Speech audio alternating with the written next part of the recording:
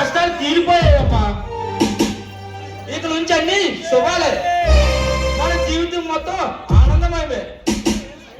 ఏంటన్నయ్య అంత మంచి ఉద్యోగం వచ్చిందా? జీవితంలో ఎవరికి రాని గొప్ప ఉద్యోగం అమ్మా. మా ఎండి గారు చాలా మంచివారు. మన కష్టాలు గమనించి 10 లక్షల రూపాయల క్యాష్ అడ్వాన్స్ గా కూడా ఇచ్చాడు. చూసావా అన్నయ్య, నీ మంచితనం గుర్తించి దేవుడు ఆ ఎండి గారి రూపంలో ఈ 10 లక్షలు ఇప్పించాడు. అన్నయ్య, నేను ఎప్పుడూ చెప్తూ ఉండేవాళ్ళు, నీకు గుర్తుందా? ఏదో ఒక రూపంలో మంచి ఉద్యోగం నీ దగ్గరికి వస్తుందని. నేనెలా మర్చిపోతానమ్మా. ఇంతకీ ఏంటన్నయ్య ఉద్యోగం? నిన్ను వదిలి వెళ్ళటం అమ్మా. అన్నయ్య, ఏంటన్నయ్య నువ్వు మాట్లాడేది? దుబాయ్లోని ఆయిల్ ప్లాంట్ లో జనరల్ మేనేజర్ గా పోస్టింగ్ వచ్చిందమ్మా. సంవత్సరానికి 2 సార్లైనా వస్తానుగా నిన్ను చూడటానికి.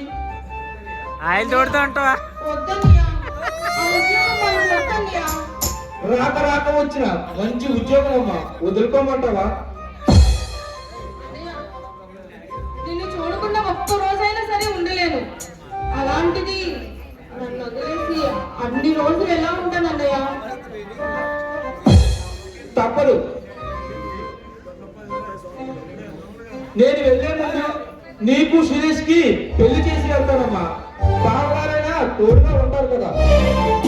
అయినా సరే వద్దన్నయ్య, నేను ఎలా వాళ్ళు సంపాదిస్తున్నాను కదా.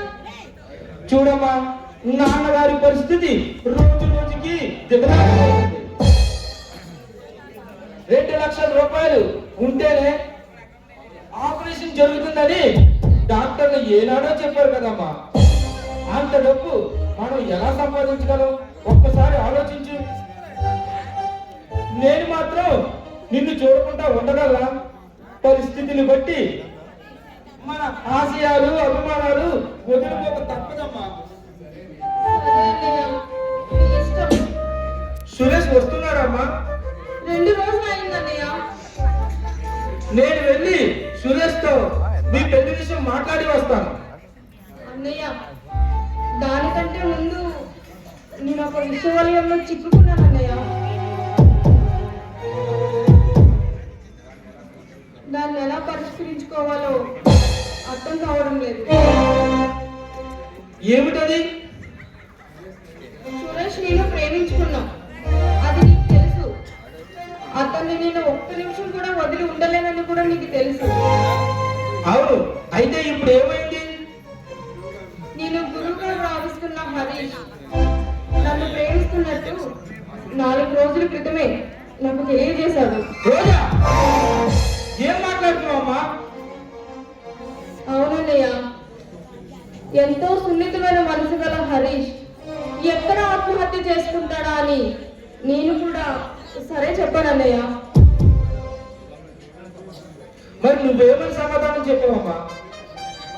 అతని క్షేమం కోసం నేను ఒప్పుకున్నానన్నయ్య.